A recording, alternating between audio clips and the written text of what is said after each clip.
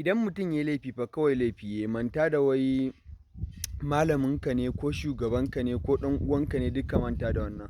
Tsakani ga Allah fa Malam Yahaya Masussuka bai kamata yana shiga sabgar siyasar Isa Ali Fantami ba. Mu malaminmu ne shi kuma muna ganin mutuncinsa amma ya kamata ya san iyakokin da zai iya abun nan. Ina 'yan uwa, ya kamata fa idan mutum yana shugabanka ka iya gane cewa wannan kuskure ya yi, wannan daidai ya yi, ba wai komai ma ya yi daidai ba ne. Wannan shine asalin adalci da kuma gaskiya da ake magana a kai.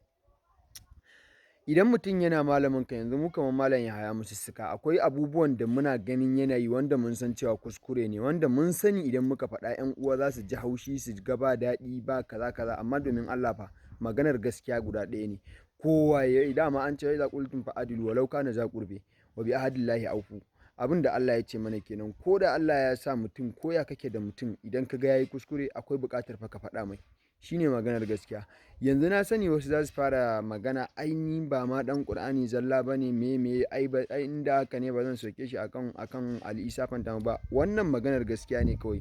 Bai kamata yana shiga sabgan siyasan da ya shafi Sheikh Malam Isa Ali Fantami ba. Idan suna da ishu da shi a ɓangaren addini su je su case ɗin su, ba mu da ishu da wannan. Amma maganar siyasa, Malam ba ɗan siyasa ba ne. Yau shi ma idan da a ce siyasa yake yana jam'iyyar APC to da sai ya je ya yi duk maganar da za su yi ba tare da wani abun nan ba, saboda dama mun sani dukansu 'yan takara ne.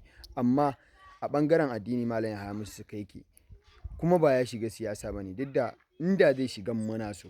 Amma tsakani ga Allah ya kamata ya san iyakarsa.